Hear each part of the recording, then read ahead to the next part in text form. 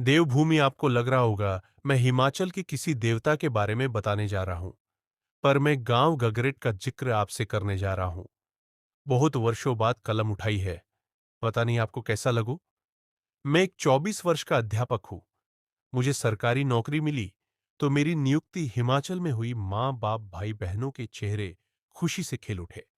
पर यमुनानगर से सुदूर हिमाचल के छोटे से गांव गगरेट की बात सुन सबके चेहरे मुरझा गए। पर मुझे खास फर्क नहीं पड़ा। शहर की गहमा गहमी से दूर शांत जगह देवभूमि में जाना मेरा सपना था। छोटा सा 5वीं कक्षा तक का स्कूल था। स्कूल के नाम पर 2 कमरे बच्चों के, तीसरा हेडमास्टर का। छोटा सा घर, 1 कमरे रसोई का ले लिया। 4 बजते ही ठंडी हवाएं चलने लगती। 7 बजे तक बाजार बंद हो जाता। सर्दी का मौसम और नवंबर की बात है। एक दिन स्कूल में देर हो गई। मैं कदमों से अपने घर की तरफ बढ़ रहा था। मेरे रास्ते में एक छोटा सा मंदिर पड़ता था जो अक्सर बंद रहता था। जब पुजारी खोलता तो मैं स्कूल में होता, जब वापस आता तो बंद होता। हाथ जोड़ निकलता हनुमान जी का छोटा सा मंदिर था। जब मैं मंदिर के पास पहुंचा तो देखा एक बूढ़ी औरत ठिठुरती हुई अपने पुराने कंबल में खुद को ढकने का प्रयास कर रही थी। वहां हवा का इतना जोर था कि मानो उसके जरीन और क्षीण शरीर को भी उड़ा ले जाएगी। मुझे बहुत तरस आया। मैंने उससे पूछा, माँ, मंदिर जाने कब खुलेगा? आप अपने घर जाओ, बीमार पड़ जाओगे, बहुत सर्दी है। कहता हुआ मैं बरामदे में आ गया। उसने डबडबाई आंखों से मेरी तरफ देखा। बेटा, आज की रात सर्दी मुझे बहुत है यहां माँ जी। गुजारनी है। आप चाहे तो मेरे घर चले, पास में ही है। वह औरत बिना ज्यादा तर्क वितर्क के मेरे साथ चल पड़ी। ताला खोल। मैंने उनको बिस्तर पर बिठाया। जल्दी 2 कप चाय बनाकर ले आया, साथ में बिस्कुट और रस। हम दोनों चाय पीने लगे। वह रस चाय में डुबोकर खा रही थी।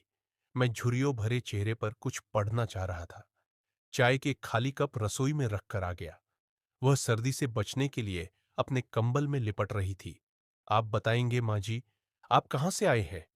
इतनी सर्दी में वहां क्यों बैठे थे? बेटा, मेरा घर गांव के सिरे पर है। मेरे 2 बेटे हैं, एक इंजीनियर, दूसरा बैंक मैनेजर। मैं भी स्कूल में टीचर थी। मेरे पति भी बच्चों को पढ़ाते। हम दोनों की सारी उम्र निकल गई। मैं प्राइवेट स्कूल में पढ़ाती थी। मेरे पति सरकारी स्कूल में रिटायरमेंट से पहले एक छोटा सा घर बन गया था। मुझे पेंशन भी नहीं मिली, फंड वगैरह कुछ न था।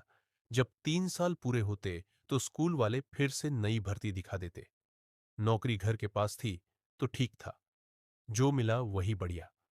मेरे पति और मैं रिटायर हो गए। बच्चों के रिश्ते आने लगे। बेटों ने जगह ले ली और कहाँ मकान बेचकर नया घर बना लेते हैं। घर बेचकर घर बन गया। मकान बच्चों के नाम था। उनकी शादी हो गई। उनका व्यवहार बदलने लगा। एक दिन मेरे पति को हार्ट अटैक आया और वह भगवान के पास चले गए। घर का बंटवारा हो गया। फैसला हुआ मुझको 15-15 दिन दोनों बेटे अपने पास रखेंगे। 15 दिन जिस बेटे के पास रहती, उनके बच्चों को संभालती, घर का चौका का बर्तन करती। जिस जिस दिन 31 का महीना होता वह दिन मंदिर में गुजरता। सर्दी हो या गर्मी कहते कहते वह रो पड्डी, काश भगवान मुझे भी उठा ले। बच्चे चाहे 4 या 5 हो, माँ बाप पर बोझ नहीं होते। माँ बाप कभी भी बच्चों को बांटते नहीं, बच्चे माँ बाप को ही बांट देते हैं। कहते हुए वह फफक फफक कर रो पड़ी। उसके चेहरे पर अथाह पीड़ा थी। आप मेरे पास रह सकते हो, मेरे पास कोई तंगी ना होगी, कहकर मैं उनकी प्रतिक्रिया देखने लगा। बेटा, तेरी सरकारी नौकरी है, जहां तबादला होगा जाना वही होगा। मेरे बच्चे तब कहाँ रखेंगे? अब तो एक दिन होता है, फिर कहाँ कौन रखेगा? उसकी बातों का मेरे पास कोई जवाब न था। जाते वक्त मैं साथ ले गया, मंदिर के पास छोड़ दिया। छोड़कर आगे बढ़ गया। लॉकडाउन के कारण 2 महीने तक स्कूल बंद हो गया। जब वापस पहुंचा तो फिर दिसंबर 31 का महीना था। मेरे कदम मंदिर के पास पहुंच गए, पर आज वह औरत वहां नहीं थी। तभी एक नौजवान वहां से निकला। मुझे खड़े देख बोला, भैया, ये मंदिर 7 बजे खुलेगा, अभी तो 5 बजे है। मैं मंदिर के खुलने का इंतजार नहीं कर रहा। यहाँ एक बूढ़ी औरत कई बार बैठी होती थी। वह कहाँ है? वह औरत सड़क पर करते हुए ट्रक के नीचे आ गई। आप उसके रिश्तेदार हैं? मैं जवाब ना दे सका।